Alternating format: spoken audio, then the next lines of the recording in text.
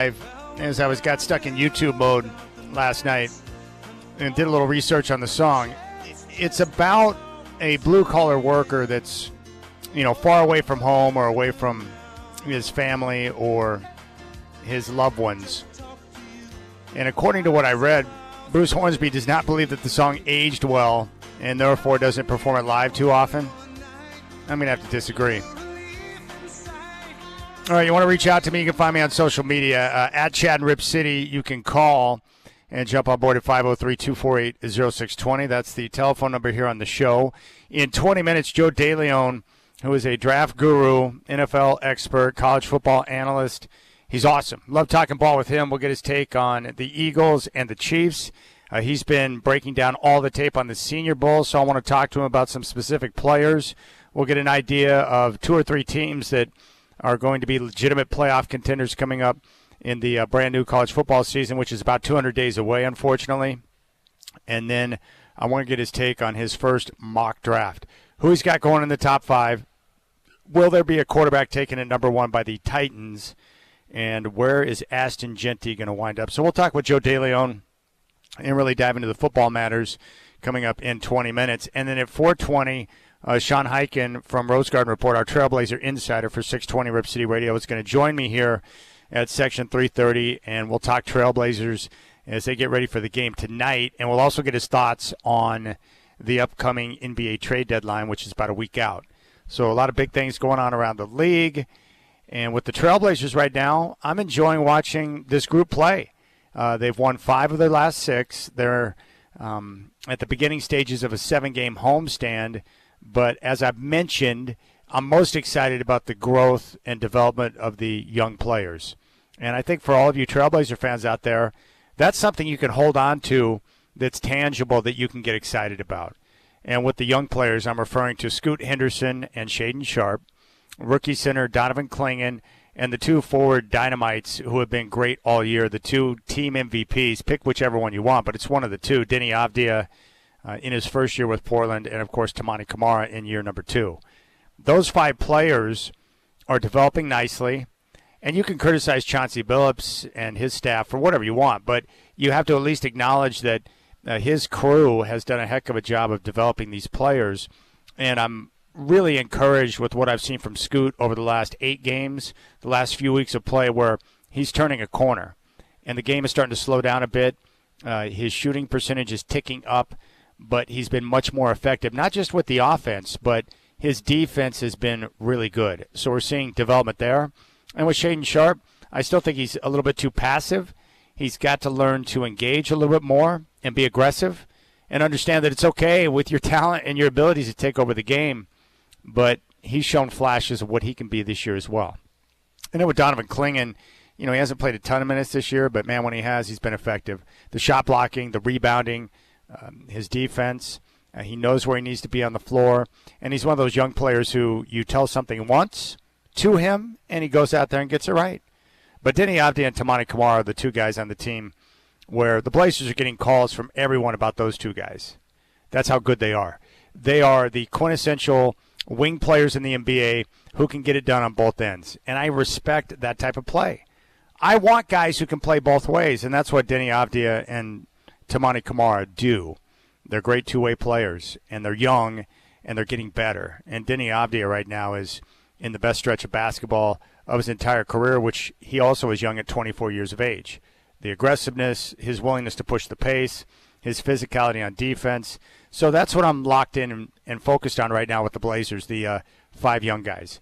And what's nice for them is they're getting a chance to play and showcase what they can do, and with their diligence and their work ethic, they're able to get some wins. And you want to see that with this group, this young group. You want to see them in a position to be able to get some wins so they can continue to build the culture that they're trying to develop here in Portland. So I'm encouraged by what I see. I'm excited about the young 5. And keep in mind, you have 5 pieces to build upon, and then you've got what's coming up in the draft during the summertime.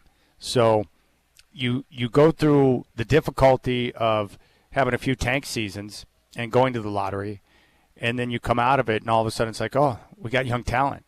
Oh, we got versatility on the roster. Oh, we're going to be able to add something else of significance this summer, which is nice. So my quick take, and we'll dive into this with Sean, what I think is going to happen, they'll look to make moves here with the deadline coming up. The consensus on if there's a player moved by the deadline, Jeremy Grant would probably be the most likely choice. I don't expect much to happen based on what I'm hearing with the difficulty around the league of teams trying to adjust and adapt with this new CBA and the second apron and the financial penalties that come with that. It might be very difficult at the deadline to move players with a sizable number on their contract. That means that the majority of movement would happen during the course of the summer. So if nothing happens, I guess what I'm trying to say is don't panic. Wait until summertime when the Blazers and the rest of the NBA are looking to make moves because they have more flexibility to get things done with the bigger contracts during the course of the summertime. And then the Blazers can look to unload a few of the veterans, open up the roster, and create more time for the young guys to continue to play and develop.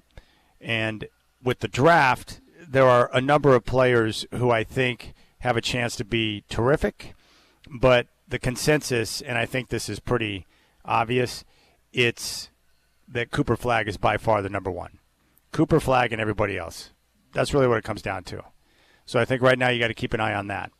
That's really what it's all about. And with the players at the top, you got Cooper Flagg, Dylan Harper, Ace Bailey. That's your consensus top three probably. But Cooper Flagg from Duke is by far the best. So that's the player you pray about, you hope for, but there are other players to be had if the Blazers don't land the top pick. So that's where we're at. Sean Heikens coming up at 4:20, and we'll dive into the upcoming trade deadline and talk about what we're seeing right now. But I'm enjoying watching this team play, the young players, the youth. And if you're going to get wins right now and it's powered by the young guys on the roster, I think that's something you can celebrate as well. There's no question about it. All right, 503-248-0620 is your telephone number. 503-248-0620 is your telephone number. And you can also reach out and hit me up on social media. You'll find me on X at Chad and Rip City and on all the other socials at Chad Doing. Now, the big thing I want to remind everyone about is our 50-50 raffle that we just kicked off to raise money and awareness for ALS Northwest. It was inspired by the diagnosis that Mike Lynch of the Trailblazers received last year in his 30s, being stricken with ALS. It's a tragic disease, and it's difficult not only for the individual but for the family that has to care for them as well. So just simply go to RipCityRadio.com and go to our events page, and you're going to find the link for the 50-50 ALS Northwest fundraiser. And you can buy tickets, and once you do that, you're going to be in a position to help raise money for ALS Northwest. Also, you'll put yourself in a position to earn some dollars, to make some money. But go to our website, RipCityRadio.com, and go to our events page and hit the link for 50-50 raffle for ALS, and you'll be able to find the link to buy tickets. You can get 400 tickets for $100, 100 tickets for $50, 25 tickets for $25, or 5 tickets for $10. It's that simple. So even if you just buy 5 tickets and you put $10 in the pot, then you're helping make a difference for something that's important. And as we learned the other night, the most important thing is that these families who are dealing with ALS, their insurance will cover a lot of different things up to a degree, and then you have these gaps. You have these gaps where, these families need maybe a wheelchair for mobilization. Maybe they need to make improvements or additions to their home to be able to have access for people with ALS. So the ALS Northwest has got these programs and the ability to be able to support these families who need these type of different items. And so you can be a big part of that. And we're going to run this for the next 6 weeks, and then we'll announce the winner on March 12th. So please go to our website, RipCityRadio.com, go to our events page, and then click on the link for the 50-50 raffle for ALS Northwest. And then, boom, you'll be dialed in. It's that simple. It's that easy. Now, just perusing the news today, I did want to mention one particular headline that I came across. And this is not something that you want to see ever. Like, I can assure you that I don't want my name to be associated with these type of things. Justin Tucker denies accusations of sexual misconduct by 6 massage therapists. 6. A massage. Now, that's not exactly in the territory of Deshaun Watson, but this is unfortunate. Not good. And according to the report, Ravens kicker Justin Tucker denied allegations of inappropriate sexual behavior outlined in a lengthy investigation report by the Baltimore Banner on Thursday. The report cited 6 massage therapists who alleged that the NFL star kicker exposed himself, brushed 2 of them with his exposed da-da-da-da, and left what they believe to be, I'm not even going to go there. I think you can paint the picture in your own mind. Look, all I know is that when I go and get a massage, and I love chiropractic adjustments and massage, I'm just hoping I don't fall asleep and relax and break wind. That's it. If I can make it out of there without some type of Bronx cheer, I'm good. Get my muscles loosened up. Let me play more golf, and I hope I don't fall asleep and have a Bronx cheer pop out of me. There is no way outside of that I can't imagine. Hey, baby, it's crazy. All right, let's keep things rolling. When we come back, we'll focus in on the draft. We'll focus in on the Super Bowl. Joe DeLeon, who is an insider, an expert, and a draft guru, is going to join us next. And then Sean Highkin at 420. I'm live here at Moda Center, Section 330 at the Pines. You've got the Rip City Drive on your home of the Blazers, 620 Rip City Radio.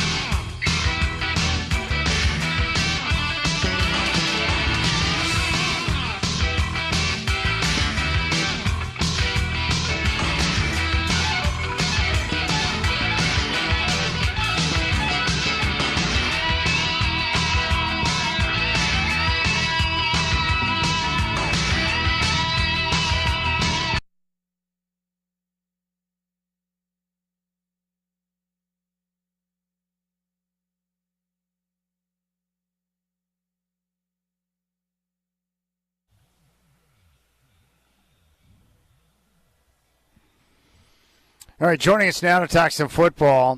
You can follow him on social media at Joe DeLeon, NFL and college football expert, and he is all over the draft and just put out his recent mock. Joe is back on the show. Joe, good afternoon, man. Thanks for making time, buddy. Yeah, of course. Excited to talk some ball, and couldn't be a better time of year. Oh, it's a great time of the year. I can't wait to get to your take on the Senior Bowl. But what did you make of the Chiefs' game plan against the Bills that called for Mahomes to rush 11 times, and he ended up with 2 touchdowns? Yeah, I think that right now they're realizing that getting Mahomes involved, the strategic reasoning is of course, that it opens up a lot of lanes for them. I think that there's such a commitment to slow down some of the really athletic receivers that they have, and we know that Xavier Worthy is so dangerous. But the cheesing approach of maybe trying to create those opportunities for him to draw penalties, and that's something that people have griped about, and it's almost like they turned it up to an even stronger degree. We know that Andy Reid and also Steve Spagnuolo on the other side of the ball, we know that they're thinking on a completely different plane compared to everybody else, and they're just always going to outdo everybody's expectations and pull off moves that no one thinks that they can do. Yeah, you mentioned Coach Spagnuolo. As a play caller, what is it that makes him so effective on the defense?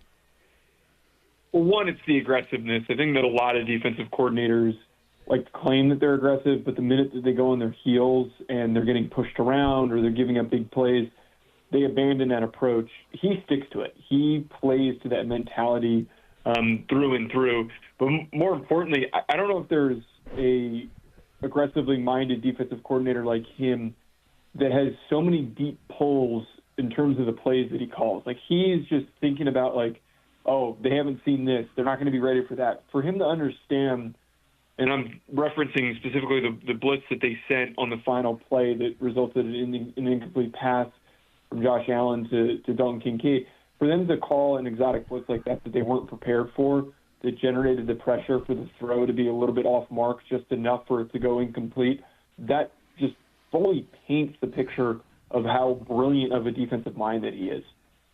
You know, you mentioned the drop by Kincaid. You play ball. It's probably a ball that he believes he should have caught, but why do you think he dropped that? Is that one of those cases where you don't expect the ball to be there? There's a bunch of bodies around you. Like, was he caught off guard? How did you see that play, the way it turned out?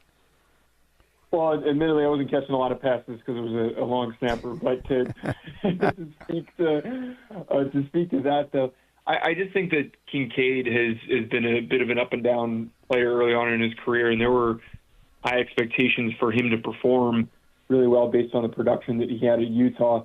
I just don't think he's lived up to it. I don't think he's had those really big plays, and it's not really in his wheelhouse to come down with a big ball like that.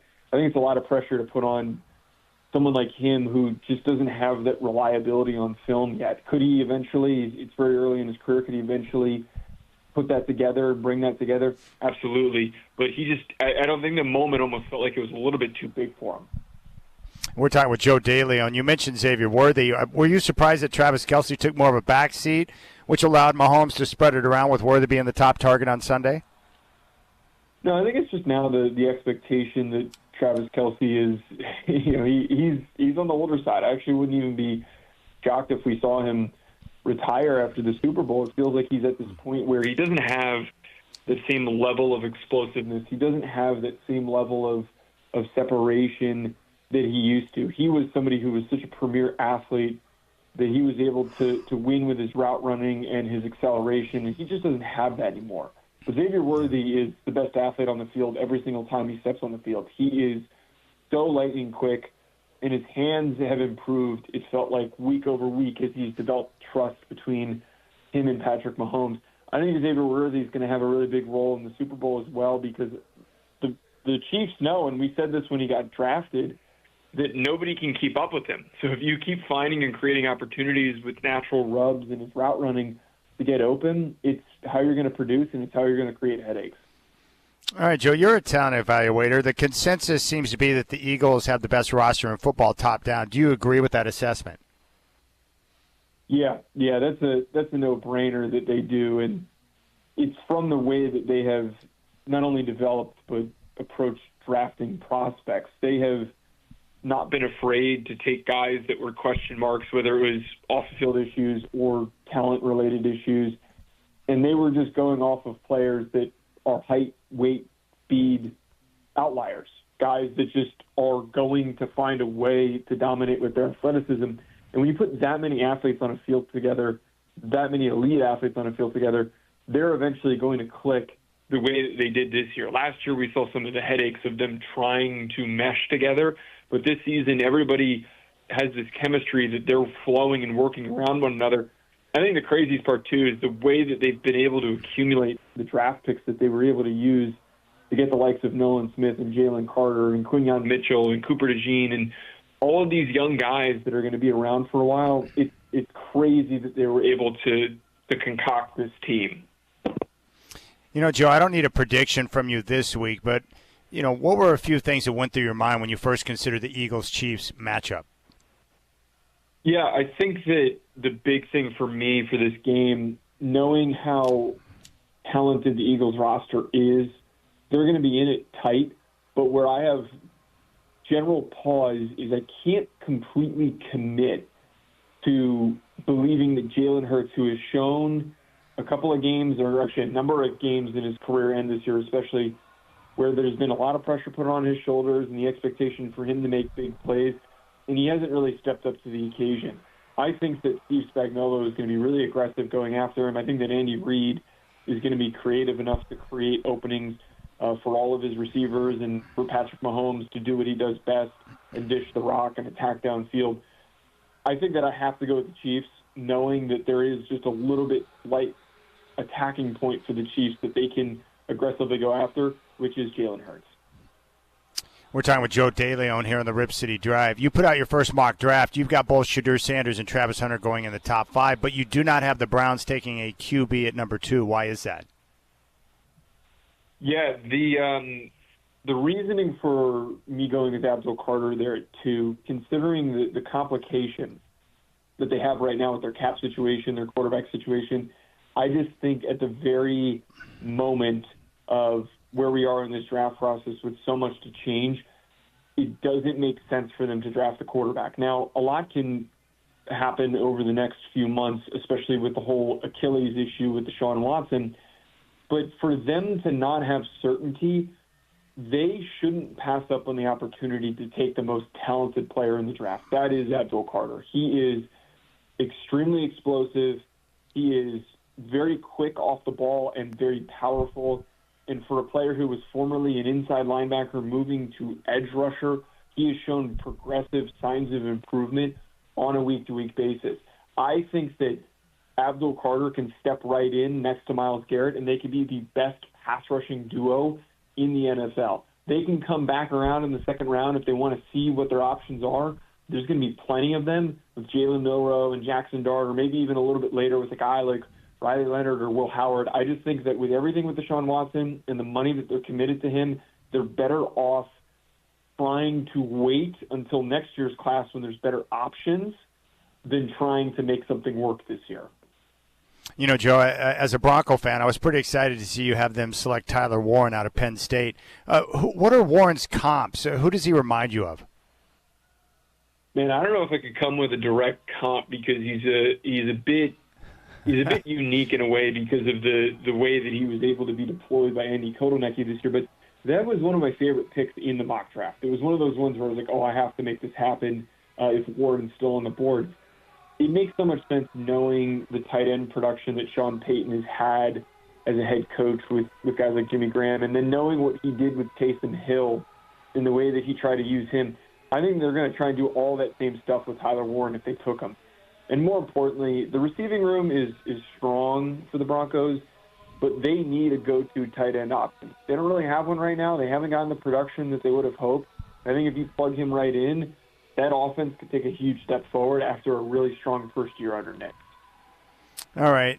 Speaking of comps, what about Ashton Jeanty? You've got him going to Dallas. I love watching him play this year at Boise State. Who does he remind you of? Admittedly, I'm not great with comps, so I'm not. Great. I'm setting you up to fail. I just set you up to fail back-to-back questions. No, you're good. I just try not to. If I don't have like a banger of a comp, I try not to throw one out. But Jeanty, for me, this is another one of those picks where it just feels right. Dallas needs of boost in their offensive production. And we know CeeDee Lamb's a great receiver. There's no really good secondary receiver outside of him. But to throw in just a huge injection of explosiveness into the run game, I think takes a lot off of Dak's shoulders. I think that it opens up the ability for them to do a lot of different things, to lean on play action. I've heard people push against this, and it's a very commonly projected pick in a lot of mock drafts.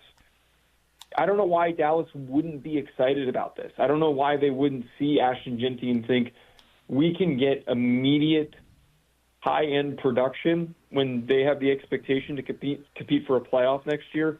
Why wouldn't they take that chance, knowing that Jeanty is so fluid, has great vision, and he's a home run threat? Joe, you've been doing a great job of breaking down the Senior Bowl with your commentary and thoughts on different clips and the video and so forth. As you've gone through it, what's been the biggest takeaway thus far with the Senior Bowl for you?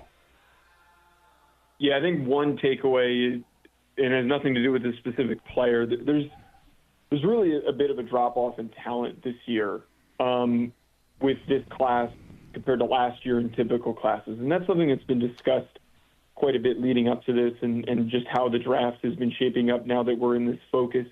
But it really was accentuated where, after watching 3 days of the practice film, there were guys that stood out, and I've got some guys that stood out, but there was no Quinyon Mitchell like last year that really popped, and it was really a feeling of, wow, this guy's going to go early in the first round, and he is going to be a really impactful player. I have a list of guys that had some flash moments, and there's a ton of other guys outside of my list of guys that I really like that I think had some flashes as well that we were expecting, like Prince Umamielen and Walter Nolan. We were expecting flashes, but not consistency. There's going to be a lot of debating going on who's worthy of going where, and it feels like this class is just loaded with a bunch of dudes that are second-round picks. That's what it feels like. All right, with the college football season next year, I mean, outside of Ohio State, who do you think are maybe one or two teams to keep an eye on that you think could be legitimate playoff contenders? Yeah, the two that I keep pushing right now for this upcoming year, and we're obviously super early, being only about 2 weeks removed from the national championship, but Penn State bringing in Jim Knowles was a very significant move. Their defense manages to get better after Tim Allen leaves for Clemson, which is nuts. They're bringing back a lot on offense. Drew Aller, Nick Singleton, Keytron Allen. Their offensive line's bringing a good number of guys back. They are the most experienced team, and they did a lot of the things that we commended Ohio State and Michigan for doing in the last 2 years, where they aggressively moved to get their top performers to return through NIL incentives. And this team is just loaded for that. They're pulling a page out of their Big Ten rivals' book. The second is Texas, and I think that if Arch Manning lives up to the hype, there should be an expectation that Texas can get to a national championship. I think that he will in the small spurts that we got to see him play. He seems like a special kid, and they've got blue chippers, 5-star guys all over their roster. Anthony Hill Jr., Ryan Wingo, Colin Simmons. There's just so much to work with. All right, Joe, two more questions for you. Jerry Jones cracks me up. I could listen to him talk about glory holes all day, but is this hire of Brian Schottenheimer? Is it as bad as everyone thinks it is? What's your take? Yeah, I think it's awful. I'll just be very blunt about it. The way that it's terrible. I mean, couldn't have been a dumber hire. They hired a guy, and he doesn't care. He doesn't care that we clown on him. He could care less. He hired a guy that nobody was even considering hiring as an offensive coordinator. I don't even know if he was in consideration to be a quarterback coach anywhere. He's just doing what he feels makes sense in his mind and somebody that he can control. That's it. There's no way that this is going to pan out. At the very least, it's a decent roster. They're going to be around 500 next year if everything goes perfectly and as well as it can go. But that's probably the absolute ceiling. Yeah, you got to love too that they waited and drug their heels with, with McCarthy, and they didn't get a chance to interview any of the top candidates either. Crazy, right? I don't. It just blows my mind. All right, Pete Carroll, what do you think about the fit there with the Raiders, who need direction badly? Yeah, I thought that this was outside of Vrabel going to the Patriots. This feels like the best hire of the cycle. Now he's much older, which creates a little bit of complication. How much time do they expect him to be there for? It's probably only going to be a couple of years, or like 3 to 4 years feels realistic. But for somebody to reel the program in and to build a really strong foundation for that next coach, he's the perfect guy for that. He did it at USC. He did it with the Seahawks. They are a mess across the board, and they have not been run effectively for a very long time. Having someone like Pete Carroll, who has been a proven winner, I don't think they're going to win a Super Bowl, but I think at the very least they're going to return to relevancy and competitiveness. Yeah. All right, Joe DeLeon. You got to follow him on social at Joe DeLeon. He is an NFL and college football expert. He's a draft guru, and his breakdown on the Senior Bowl so far has been tremendous. As always, Joe, I appreciate it, man. Keep killing it, and enjoy the rest of your week, my friend. Of course. Thanks for having me, as always. You got it. Joe DeLeon, former long snapper. Looking at his mock draft, he's got Shedeur Sanders going number 1 to the Titans. He's got Abdul Carter, the edge rusher, that stud out of Penn State, going to Cleveland. He just thinks that their current cap situation and the whole disaster with Deshaun Watson a massage will probably lead them to draft the best available player. That's Abdul Carter. Cam Ward going number 3 to the Giants. He's got the Patriots taking Travis Hunter from Colorado. Will Johnson, corner out of Michigan, going to Jacksonville. He's got the Raiders taking James Pierce out of Tennessee, another edge rusher. He's got the Jets taking Malachi Starks, the safety from Georgia. Mason Graham, defensive tackle from Michigan, to the Panthers. He's got Nick Scorton, the edge rusher from A&M, going to the Saints. And at number 10, he's got an offensive tackle, Kelvin Banks Jr. out of Texas, going to the Chicago Bears. And for you 49er fans, he's got corner from East Carolina, Siobhan Revel Jr. going to the 49ers. Ashton Genty at number 12 going to the Cowboys. And there you have it. Big thanks to Joe DeLeon. Oh, I can't wait. Super Bowl is going to be great. Great matchup. And it is. I think it's going to come down to a one-score situation. And that means Patrick Mahomes and Andy Reid will be in a prime position to succeed. Look, I don't know much of anything, but I can tell you one thing. This is very simple. Don't bet against Mahomes or Andy Reid. Those two are beasts. All right, Sean Hyken, our Trailblazer insider from Rose Garden Report. He's going to stop by coming up at 4:20, and you can reach out to me, 503-248-0620. Chad doing live from Motor Center. You got the Rip City Drive.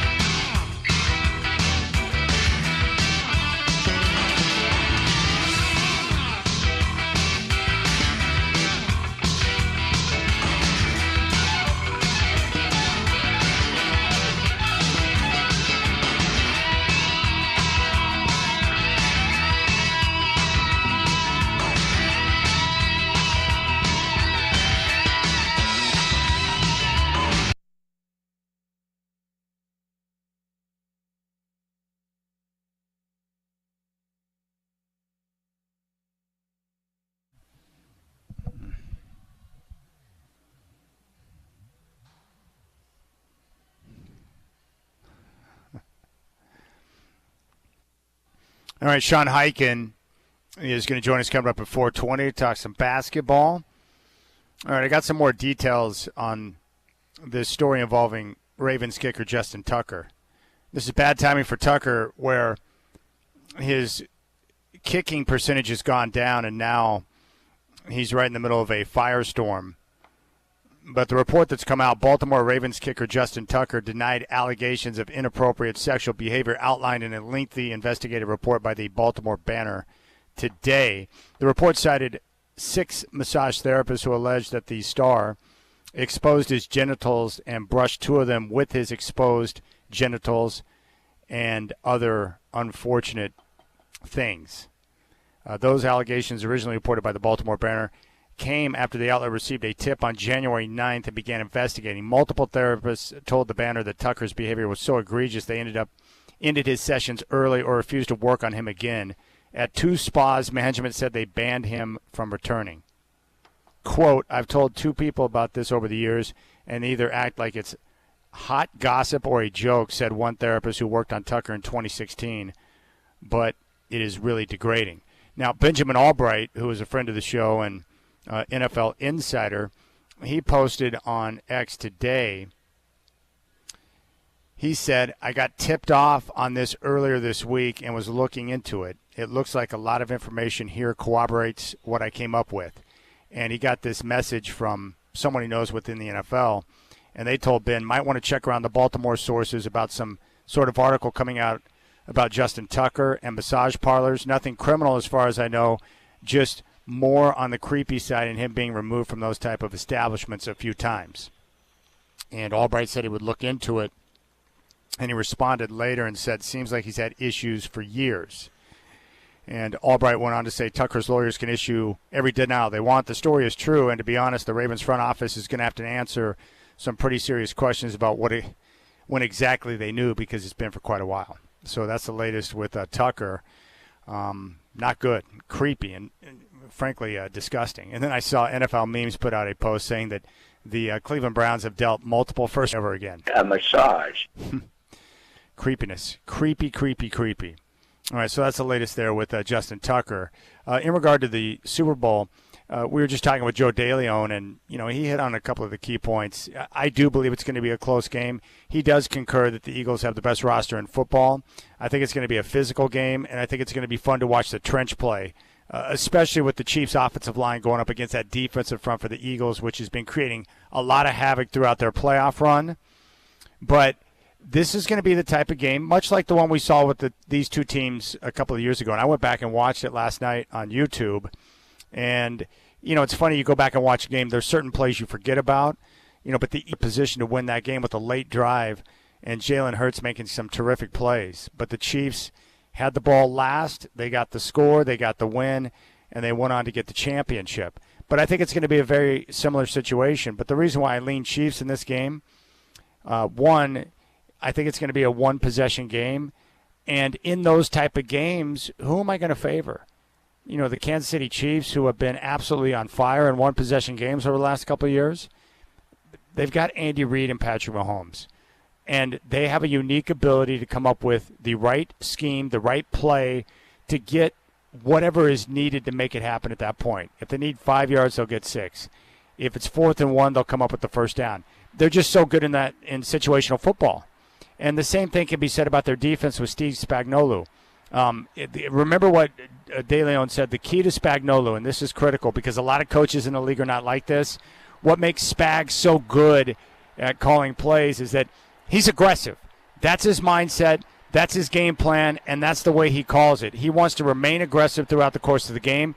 He wants to blitz. He wants to bring more guys that you can block, and he wants to put pressure on your offense. But where Spagnuolo doesn't change like a lot of coaches is when you get him in key situations late in games, like we saw against the Bills on Sunday on the 4th down and 5, he remained himself. He stayed true to himself. He was aggressive. He brought the corner. He brought the blitz. And that synergy between Andy Reid and Steve Spagnuolo, the brain trust there, the decision-making in combination with Mahomes and the other veteran players that they have on both sides of the ball, they've been there and done that. And the players know exactly what's expected. They know they're going to remain aggressive, and they execute so well in those spots. I've got a lot of respect for the Eagles, too. I'm a big Jalen Hurts fan. I like his mentality. I like his composure. He remains very calm under pressure. And in big moments, it's like, dude, do you have a pulse? Are you okay, Jalen? Do you realize this is a big game? He's got an ability to remain very calm and even keel in those moments. I think that's critical in the huddle. I think your teammates see that. Other guys who might be getting nervous when they see the calmness and the poise that Jalen Hurts has, I think it helps them in those type of situations. And like Mahomes, he can kill you with his legs. And he's good for, 1 to 2, maybe 3 plays a game that are like big time, special plays. And you're going to need to make special plays if you want to dethrone the Chiefs in the Super Bowl. You're going to have to come up with the big plays. It could be a key, pickup on third down, whatever the case may be. But and turnovers are going to be critical too. Both teams like to attack the ball. Both teams very aggressive and physical. I think it's going to make for a great matchup. And I wouldn't want it any other way. And for Patrick Mahomes, you're trying to make it 3 straight Super Bowls. You've got to go through the NFL's best roster to get it done. And then you can look back at your playoff run and say, man, we did it. We got through the Texans. We took out the Bills, the next best team in the conference, and then we got over on the best roster in the NFL. So it's going to be big time. I love watching big-time quarterbacks perform on that type of stage. And Patrick Mahomes is as good as it gets, and Jalen Hurts, there's not much to not like about his story, right? At Alabama, he gets benched in favor of Tua, who comes in and wins the national championship. He comes back the next year, doesn't complain, doesn't moan, just does his duties as a backup. And then when called upon, he came through for them. Then he goes to Oklahoma and leads the Sooners to the playoffs, showing that he's much more than just a running quarterback, but he can throw it. And he can be accurate and on time with his delivery, which is really nice.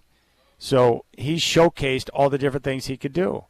And then he gets to the NFL, overlooked a bit, and he comes in right away and starts making things happen for the Eagles. So it's very impressive. Just the way he's carried himself throughout the course of his career, both in college and the NFL. I like those type of stories, very much so.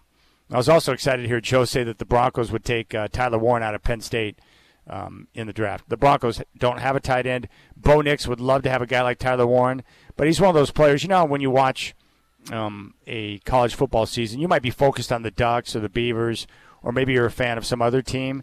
But you know how even though you got laser focus on your squad, as you're watching games throughout the year, there are other players that continue to pop up where you're like, wow, that guy's really good. And I had that experience this year. Like, Cam Scatteraboo and Sam Levitt, 2 players from Arizona State, stood out to me as exceptional players within the Big 12 Conference. Tyler Warren was one of those guys from the Big 10 with Penn State. His route running, his understanding of defenses and where he needs to be to get open, like that sense that he just has, and his work with Aller I thought was terrific. Like, I like watching a good tight end work, and what a great security blanket for a quarterback. Ashton Genty, another, watching him perform at Boise State and continue to come up with big plays, explosive plays, the speed and the strength to be able to run between the tackles. You see that and you're like, wow, that guy's strong. So I enjoy that type of stuff. All right, we'll keep things rolling. Sean Hyken going to stop by at 4:20 to talk some basketball. You can reach out to me on social. At Chad and Rip City. You can hit up the show if you would like, 503-248-0620. You got the Rip City Drive here on your home of the Blazers, 620 Rip City Radio.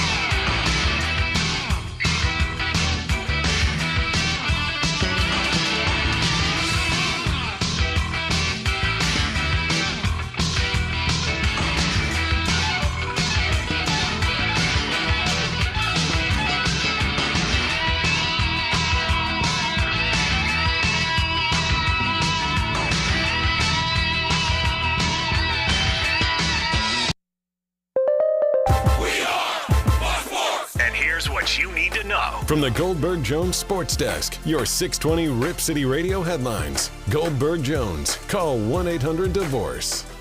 All right, it's now 4 o'clock, Chad, here. The Trailblazers in the middle of their best stretch of the season. They've won 5 of their last 6. They continue their 7-game homestand tonight. The Orlando Magic in town, tip-off at 7. Chris Burkhardt will have Blazers game day starting at 5. Our Trailblazer insider, Sean Highkin, will join the show. He'll stop by at 4:20. We'll get his take on the upcoming NBA trade deadline. After tonight, the Trailblazers will have back-to-back home games Saturday and Monday against the Phoenix Suns before they face the Indiana Pacers on Tuesday. Super Bowl 59 is coming up on February 9th, Sunday, down in New Orleans. Eagles and Chiefs, a rematch from 2 years ago. Kansas City right now is a small 1.5-point favorite. The kickoff at 3:30 on Fox. NFL expert and draft guru Joe DeLeon joined the show today at 3:20. You can always podcast. Just go to the iHeartRadio app. From baseball, Max Scherzer's agreed to a 1-year deal with the Toronto Blue Jays. The home of the OSAA is 620 Rip City Radio.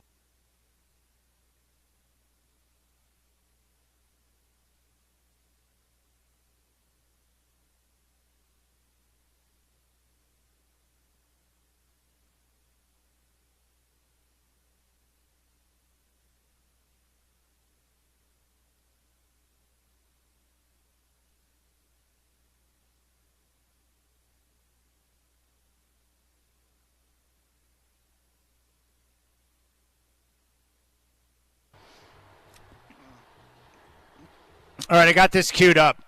I had an epic fail during the show yesterday, which is quite common for me. But we were talking about some of the old games, and my favorite regular season game of all time took place back in 1992, March 15th. The Portland Trailblazers on the road in Boston to take on the Celtics, and this was in Larry Bird's last year. Now, for me, Larry Bird is my favorite player of all time, along with Kobe and Michael. But I love Larry Bird. Larry Legend was awesome. And when I first dove into the NBA, it did not take me long to understand that I needed a lot more of what I was watching in my life, because I was exposed to the Lakers and Celtics in the finals with Bird against Magic. And I couldn't believe how good it was. Compelling series with the two best teams battling for championships. That's what the 80s was all about. And it was great. I had access to local games when I lived in Colorado. You could head down to McNichols and go watch the Nuggets under head coach Doug Moe. They played an exciting brand of basketball with their up-tempo offense. They had Alex English, who was, I know this is hard to believe, but he was the leading NBA scorer in the decade of the 80s. Alex English.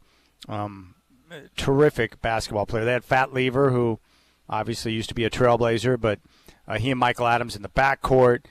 Kiki Vandeweghe was great. They had a lot of great players, so I would go and watch them play. But I was exposed to the Lakers and Celtics in the finals, so I became a huge Bird fan. And I'll never forget the game in Bird's last year. The hard part with Bird's last couple of years is that, he had chronic back issues. And so you didn't know game to game if he was going to play. Now, this is back before all of the different access that we had to games, right? So NBC would have their Sunday morning nationally televised game, and I loved it because they had the Celtics and the parquet floor in Boston in their national slot, for, mini games, which was great. Now, NBC at the time had Marv Albert and Mike Fratello, one of my favorite broadcast teams ever. Now, I think NBC this year, it was brought to my attention, Mike Tirico and Reggie Miller, I think, will be the two on the NBC broadcast, which I'm fine with. Mike Tirico I prefer on football, but Tirico's a good broadcaster. I am one of the few that I actually love Reggie Miller. I think he does a terrific job, and he's a good personality. Now, I understand you have to separate guys, right? Like Reggie Miller, the basketball player, very annoying. Reggie Miller, the broadcaster, very good. And I have that same issue with, different guys I grew up watching as a player. I have to separate the two. Now, Tony Romo, he annoyed me as a player and a broadcaster. I'm not down with Tony Romo. He's too out of control for me. I don't need him butchering Jim Nantz. But I wanted to play this clip because I couldn't get to it. I thought I got to it. I didn't get to it. But this game was awesome. Double overtime. And it's Larry Bird's last great game where he went for a triple-double and scored 49 points. Clyde Drexler also had a big day. as did Terry Porter, and it was one of the more compelling regular season games you're going to see. So Portland's got a 3-point lead with 7.2 seconds on the clock. And the crowd, of course, just stopped chanting, Larry, Larry. Let's take a listen. 3-point Portland lead, 7 and 2/10 seconds remaining in the fourth quarter. All right, here's Bird. Drexler all over him. He fires. It's a three-pointer, and he's tied the game. The Trailblazers arguing that it should have been a two-pointer. We'll get another look at that. There you go. It went into double overtime. Celtics get the win. Kevin Gamble hit a baseline jumper at the end of the first overtime to tie the game again and put it into a second overtime. I remember Bill Schonely being livid because he thought Bird's foot was on the line, but they showed the replay, and it looked like he got it, the tips of his toes just behind the line, which was pretty fresh. Great play, great game, but I wanted to play that. You know, it's funny how certain games over the course of time will stand out, but that's definitely one for me. And really enjoyed watching Larry Bird play. And I had mentioned yesterday, earlier in the year when they came to the Coliseum, you know, the Celtics got blown out in that game. But me and my buddy Jason, we just went down and we couldn't get tickets. You know, usually we'd buy from the scalpers, but the Celtics, it was too hard to get a ticket. So we snuck in. We waited for the smokers to come out. We snuck in and, you know, we'd walk around and find open seats, and then we'd sit there until we got booted out. And so we spent a lot of the game walking around the concourse and, you know, watching from there. But after the game, we were able to catch up with the team bus where the Celtics were exiting the Coliseum. And, of course, the Coliseum is pretty small. And so Bird came out and, you know, he waved to the crowd. There were a few people out there and stuff. But it was just cool to see Bird up close. But that was the thing back in the day. They had, you know, the ticket scalpers where you'd come down to the Coliseum. And this is back when you actually bought hard tickets, right? Nowadays it's all electronic, but back then they had the hard tickets you'd buy from a scalper. And I think back then, and this is when I was working on Red Robin money, so I was still in high school. And I loved the Red Robin gig when I was busboy because, you know, you'd go in on Friday or Saturday night, you'd leave with $70 in your pocket. You felt like a king. You know, a weekend, if you got the sweet shifts on a Friday and Saturday night, you were going to, you know, make somewhere between $140 to $200 over the course of the weekend. So we'd save up our money, and then we'd go down and buy tickets to get into the NBA games. Every once in a while, our boss at Red Robin would give us the company tickets so we could go and sit. Or, you know, we knew a couple other guys who would occasionally give us tickets, but a lot of times we had to either sneak in or buy tickets off the street. But I loved it, man. It was fun to go down and check out, you know, the different players who would come in. We did it for Philadelphia, you know, when Charles Barkley was in town before he got dealt to the Suns. That was a blast, man, because I just started driving. You know, so me and my buddy Jason, we're driving down. All we cared about was going to watch basketball games and get in to see the action, which was great. But the first time I went to the Coliseum was standing room only. So I got tickets. I went and saw the Nuggets play. This is like 1989-90, that season. And I went in to see the Nuggets play with Michael Adams of Fat Lever and Jerome Lane out of Pittsburgh. And it was great, man. But it was hard to get tickets back then, you know, because the Coliseum was small and the Blazers were, you know, one of the best teams in the NBA. That 3-year stretch there, 90, 91, 92, awesome. It's simply awesome. But, yeah, I think it was about $70 per. So if you want to get a ticket back then, scalper price, you're probably paying about $70 per. That's usually what you're looking at there. But, you know, those days were fun, man. All right, we have our 50-50 raffle, which is ongoing right now. And it's going to go up until March 12th when we announce the winner. What I want you to do is just go to the events page at RipCityRadio.com. You'll find the link for the 50-50 raffle. You can also follow our social accounts. We've got the QR code out there. And what you're going to want to do is buy tickets to help support ALS Northwest and the families that are suffering. This was inspired, this whole venture, by Mike Lynch of the Trailblazers, who was diagnosed last year with ALS. It's a tragic disease, and the families that are impacted by it, there's a lot of cost and a lot of work that goes in caring for those stricken by ALS. So this is a chance for us to step up and help out. So go to RipCityRadio.com, go to our events page, and you'll find the link for the 50-50 raffle benefiting ALS Northwest. And then you can buy tickets, 400 tickets for 100, 100 tickets for 50. You can get 25 for 25, or heck, you can buy 5 tickets for $10. Every dollar counts, and it also gives you a chance to walk away with some cash of yourself, because they're going to split the pot, right? So go in and buy your tickets. Give yourself a chance to win some cash, but also support a very good cause.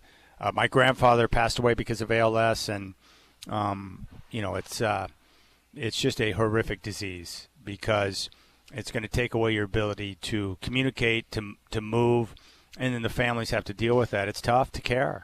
So this is a big deal. So it's going to go for the next 6 weeks. Go to our events page at RipCityRadio.com, and you can have a chance to make a difference, but also win a few bucks in the process. All right?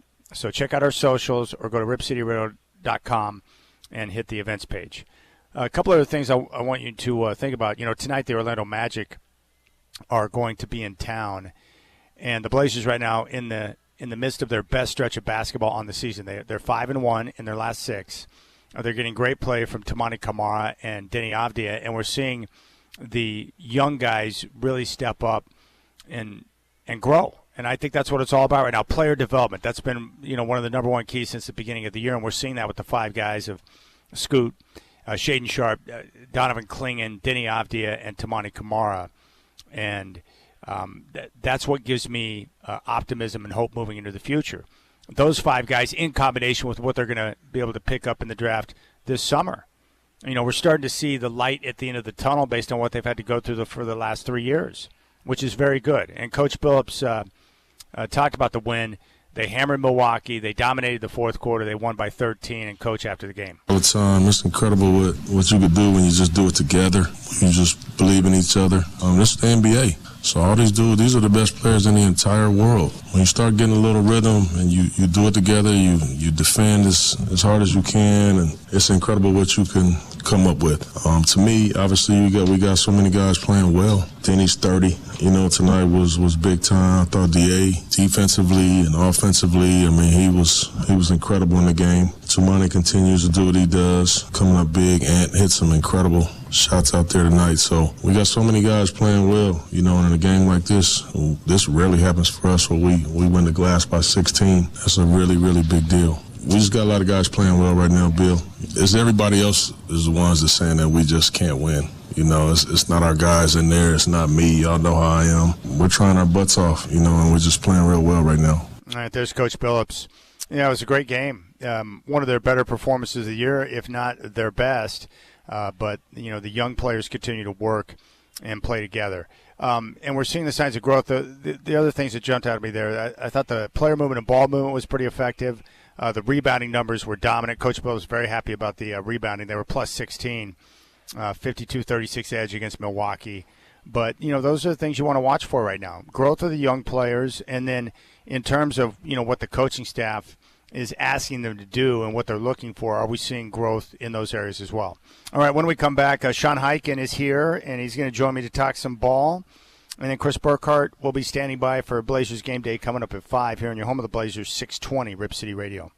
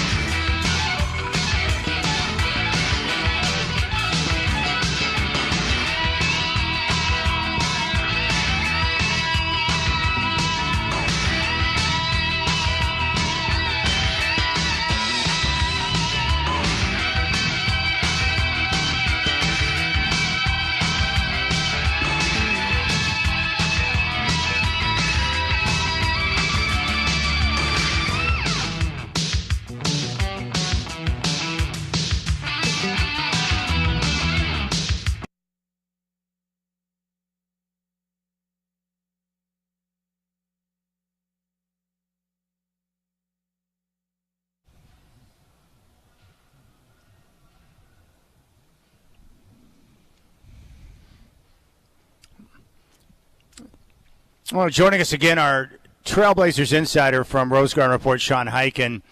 Well, we talked before the game on Tuesday, and now we had a chance to watch it. Denny Avdia just continues to impress. He is balling out of his mind right now. Since the first month of the season, Chad. I mean, he had kind of a rough first month of the season. The shooting wasn't good. The finishing wasn't good. Since the first month of the season, he's been the Blazers' best player from then till now. No question. He and Tamani Kamara have been great, and what I love about those two guys, you know you've got it good when other teams would love to have what you have in those two wings. And really since, going back to maybe Nick Batum, the Blazers have been searching for those type of players, and now they don't have one. They've got two of them. This is the kind of guy that, and I mean, kind of the irony about it, because, we're coming off of the annual Dame return game. If there had been, after that, the Batum, LaMarcus, Wes Matthews, after that team broke up, if they had ever been able to find, a Denny Avdia, a Tumani Kamara, that type of guy to put in the, Mo Harkless, Al-Farouq Aminu story, as fine as those guys were for, what they were, things might have looked a little bit different in those last few years of the Dame era. You and I were just talking before we went on air about Cronin and his patience to, see the deal through to get what he wanted in return. The Suns did not want to give up Tamani Kamara. No. They didn't want that. And yet the Blazers got him. And now I can see why no one wanted to give him up, because what I like about Tamani, much like we're seeing Denny after the early stretch of the season, is Tamani, the tangible changes in his game from year one to year two. The defense is relentless. Right. But the offensive game's getting better, too. He's playing with more confidence. You can see it just watching him play. He has a good understanding of who he is and what he's trying to accomplish. They're both just winning players. They both just, every time they're out on the court. That's a great way to put it. The one thing I think if you want to poke some holes with Denny, I think the turnover stuff is still, there will be times where he has these good games, but he has 4 turnovers, 5 turnovers. I know he had that 10 turnover game at one point this season. That's the one thing that I think is still, a little bit of a liability, but that's just something when you're you're a big playmaking wing like that. That's just something that's going to happen sometimes. But both of those guys, just whenever they're on the court, they just do positive stuff that impacts winning, whether they're scoring or not. Yeah, I like what you said about being winning players, and they're the type of players I have always enjoyed watching in the NBA. I enjoy guys who can play good offense, but I like guys who can win on both ends of the floor, right? Mm-hmm. And so with Denny or Tamani, whatever you need them to do, they can go out there and make it happen. So, Denny can shoot the three, but he can also facilitate the offense. He can push the tempo. He's physical and aggressive. He can get at the rim. Mm-hmm. But defensively, both of them get after it as well. I'm a big believer in, and I remember Chuck Daly used to always talk about this with his Pistons teams, that there are certain players that bring atmosphere to your practices that challenge guys. And when you have players like Denny and Tamani who are big-time competitors and versatile players, I think they make everyone around them better, too, by the way they compete at all times. It's a good thing. I think it's somebody that they've probably had on their radar for a while, Denny, and this is also just something to keep in mind as we head, we're exactly 1 week out from the trade deadline. Did either of us have any clue that Denny was even possibly available before that trade happened? Most of the trades that actually happen don't get rumored or get leaked ahead of time, because usually when something gets leaked that these two teams have talked about this, that means it's dead. But yes. I think Denny is probably somebody that was on their radar for a while, and I know this because, and this is kind of happening less and less now as Mike Schmitz has been in the organization for more years, and guys cycle through where it's after he was in the public space. But the first couple of years when they hired Mike, when they draft somebody or they sign somebody or whatever, you could go back in his ESPN archives and you could probably find that he liked them. When they signed Ibu Badji to a two-way originally, I'd never heard of him. He's just this prospect from Senegal who was on the Bucks G League team or whatever. I would just Google as soon as they signed him to a two-way, never heard of him. I Googled Ibu Badji, Mike Schmitz, and Mike had a scouting report on him from 2 years before that, from the AfroBasket under 16, whatever, was something where, yeah. And I know that because after they traded for Denny, people dug up these old tweets from Mike from when he was still working at ESPN, where he was the Wizards got the steal of the draft with Denny Avdia. He was really, really high on him. So I'm sure, from a couple years ago when Joe brought him into the front office, Mike was probably somebody who was if we can ever find a way to bring this guy in, we should try to do that. Well, you probably heard, you probably know this. What I was told that happened is that they tried to acquire him before the deadline last year. Yeah. And it didn't materialize, but then they were able to revisit it, during the summertime, and they got it done on draft night. Yeah, and I think that's going to be a lot of. We're still a week out from the deadline. Obviously, a lot can change between now and then. If I had to guess right now whether the Blazers do anything big at the deadline, and by anything big I mean anything involving Anthony Simons or Jeremy Grant, I would probably lean no at this point. Obviously, anything could change at any moment. But I do think that there are going to be a lot of talks, whether this is involving the Blazers or just around the league. A lot of these talks about these deals, and especially involving kind of these $20 million plus type of salaries, that maybe they have the talks and it doesn't happen this week or next week. But then once it gets to the off season and stuff opens up, they've kind of planted the seeds. And this actually happened with the Blazers a couple of years ago at the 22 deadline, which was Joe's first deadline as GM.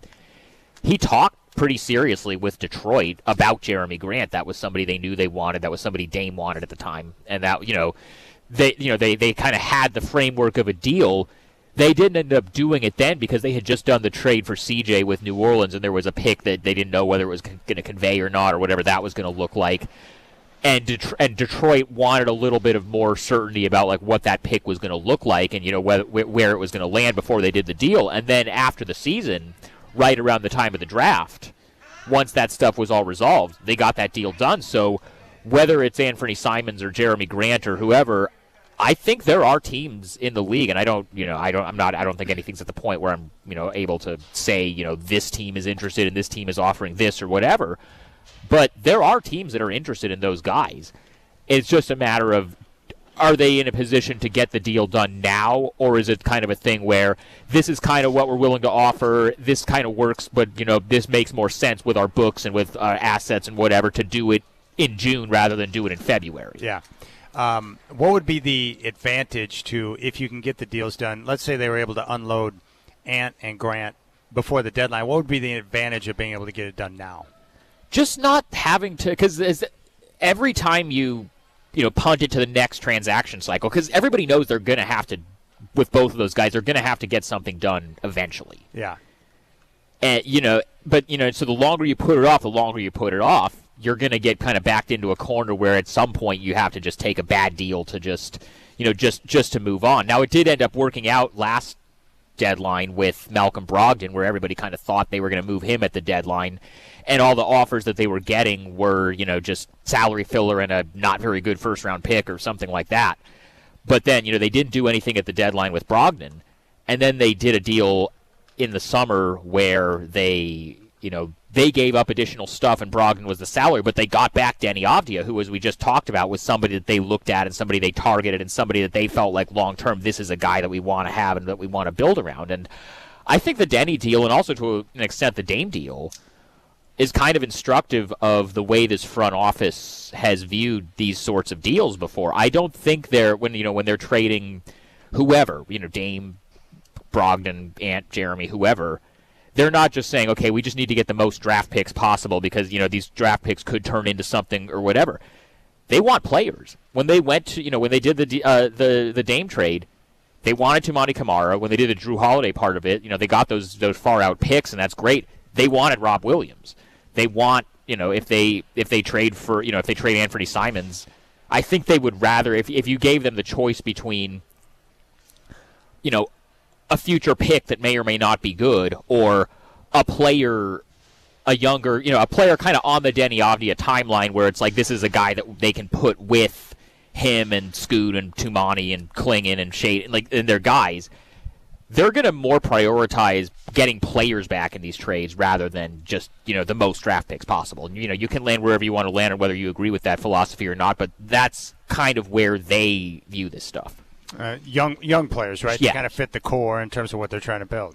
But also guys that have that type of, you look at Deni Avdija, and it's like, yes, talented young player, but, and the stuff you and I were just talking about earlier about, the mentality that he has and kind of his tenacity on the defensive end and just kind of the way that he plays, he is, the same type of player that, Tumani Kamara and Donovan Klingon, and, that he has that same, he's a guy that, based on, the kinds of stuff that they look for, as a guy that made sense. If there's a guy that they can get from one of these teams that also makes sense in that same way, then, I think that's kind of what they're going to prioritize more so than just, let's see if we can get a couple of future, protected first-round picks or whatever. Do you think the team is feeling more encouraged with what they're seeing of late from Shaden and Scoot?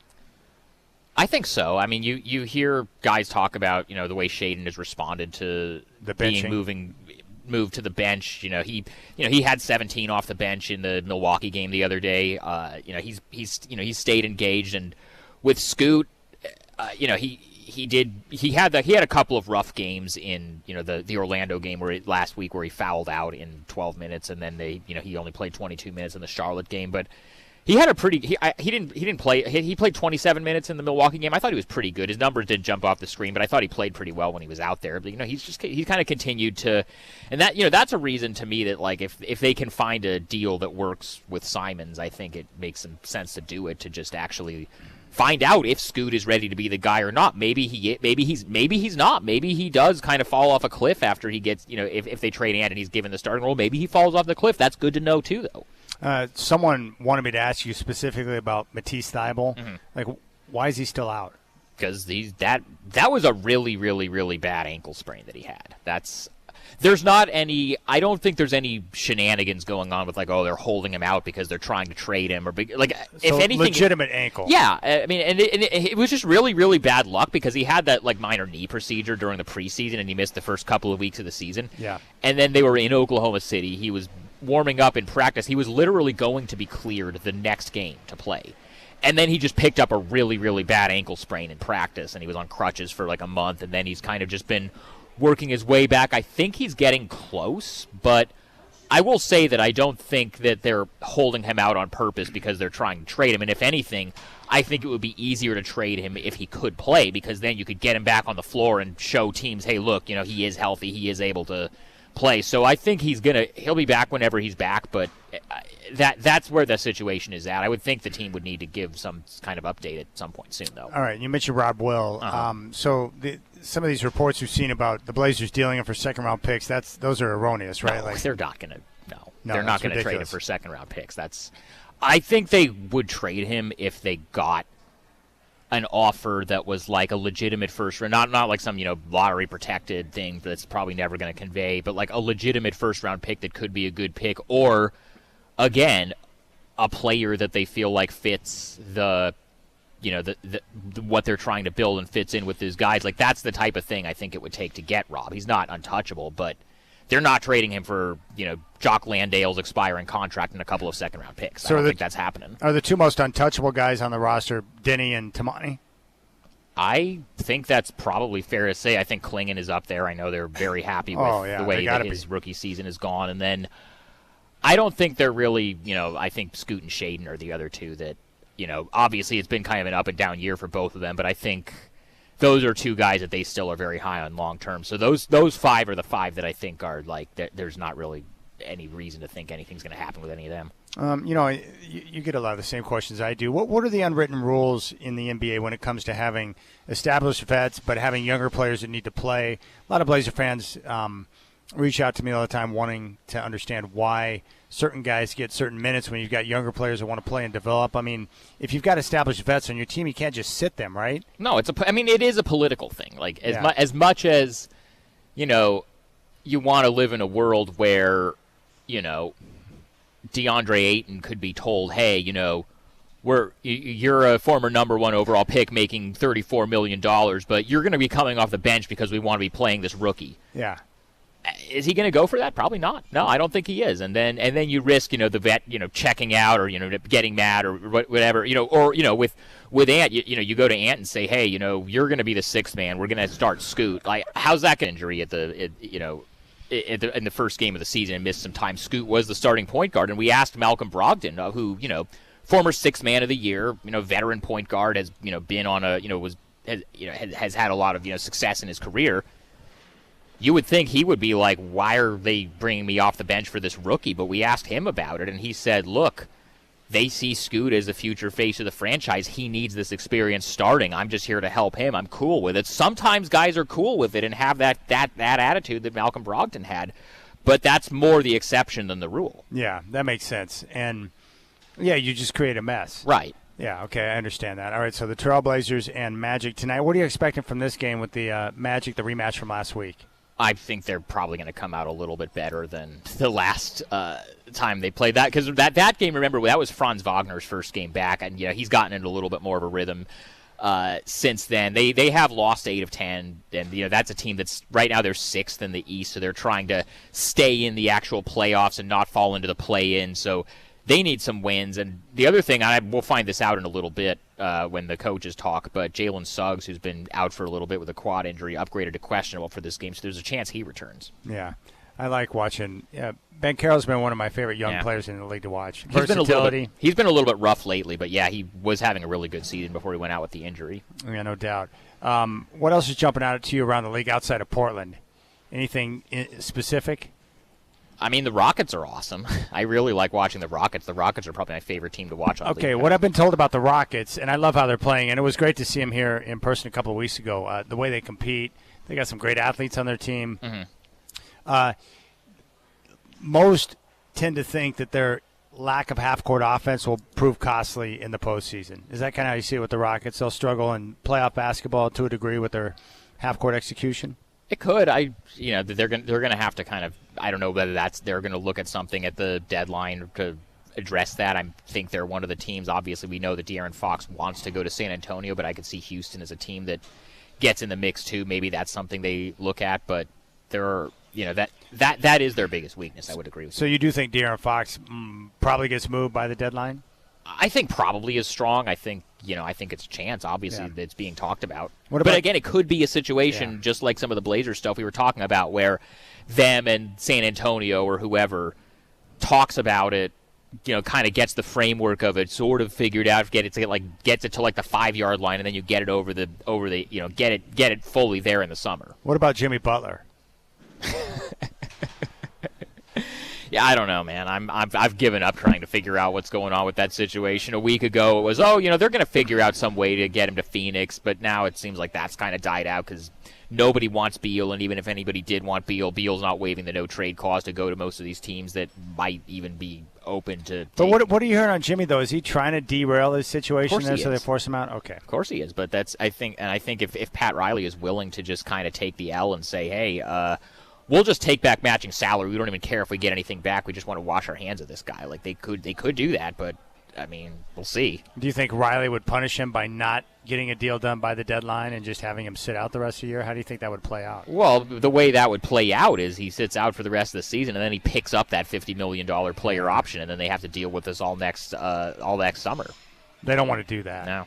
Oh, my goodness. All right, Sean Highkin, Rose Garden Report. You can follow him on social at Highkin. And read him at rosegardenreport.com.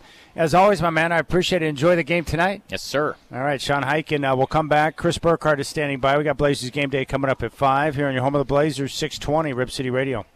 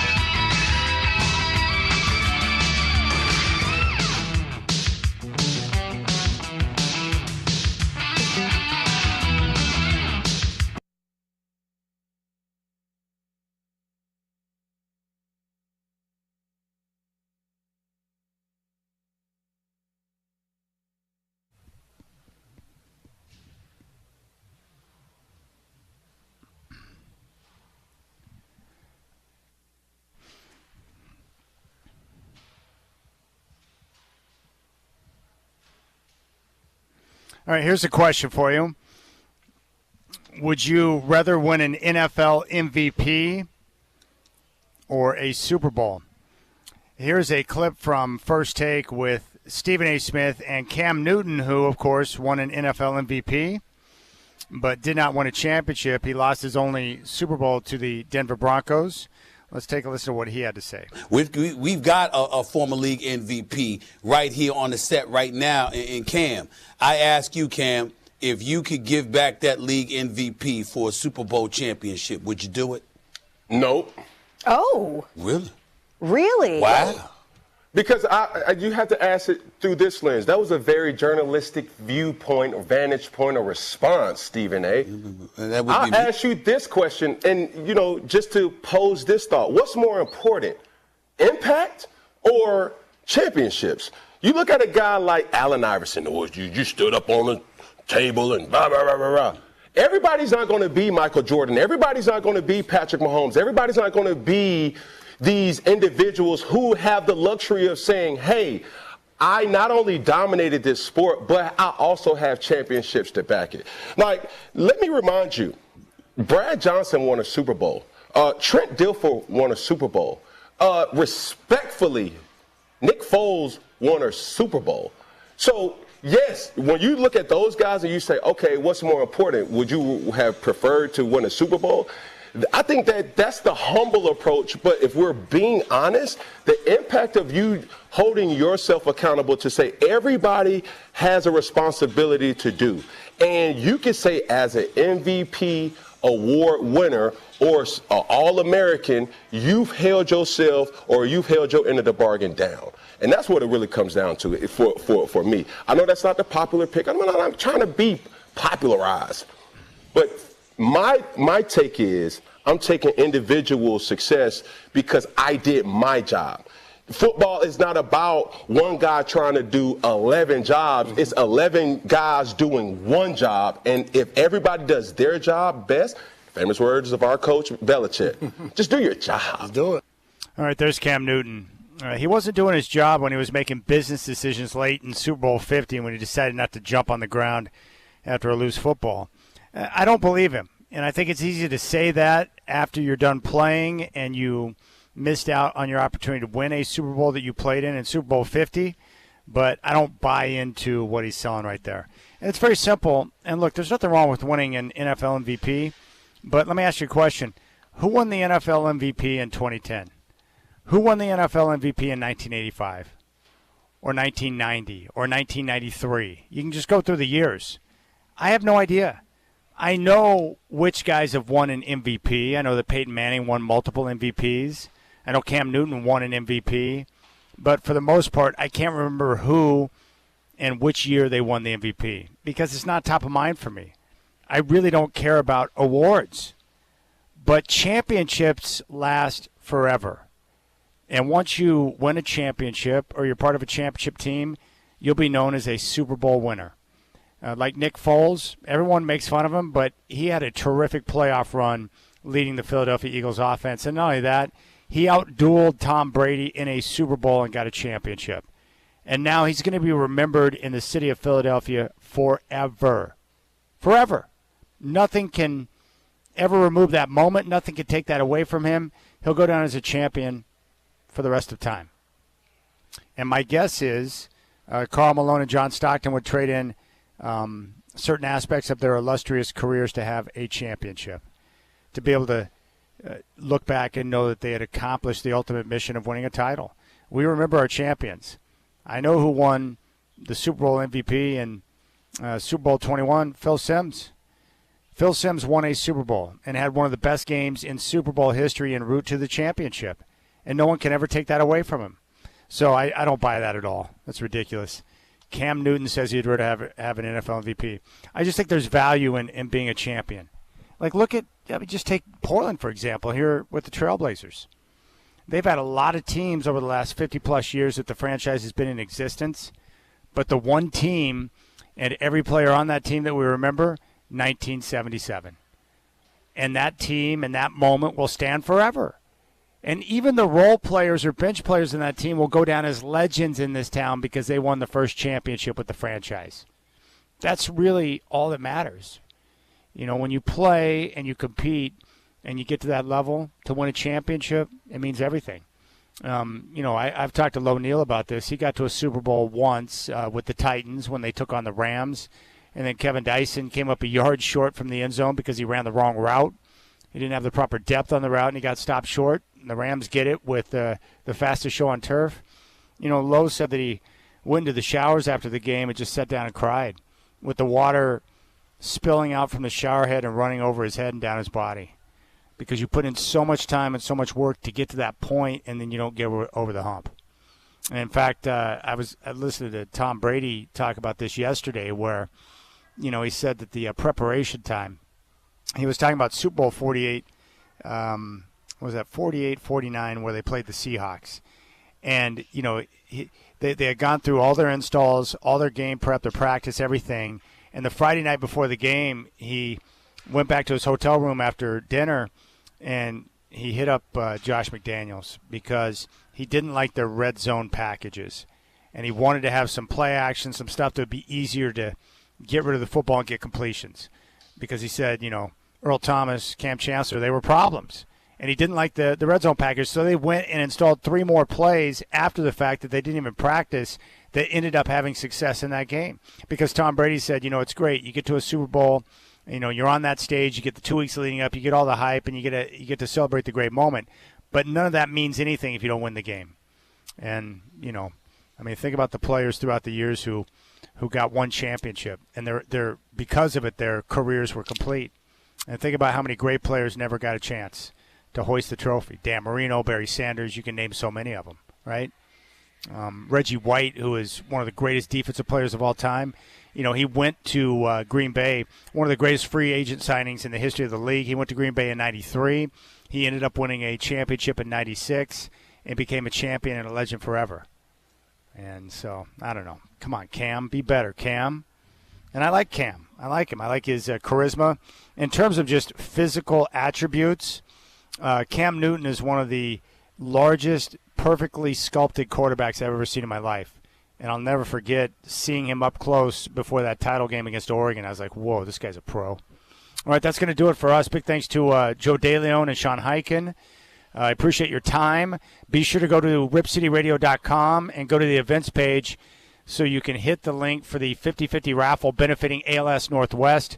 Buy raffle tickets. It's going to go for 6 weeks. You're raising money for a terrific cause, and you give yourself a chance to win some bucks in the process. All right, Chris Burkhart's got Blazer Game Day coming up next, and then tip off with the Magic and Trailblazers at 7 here on your home of the Blazers, 620 Rip City Radio, and every game streams on the iHeartRadio app.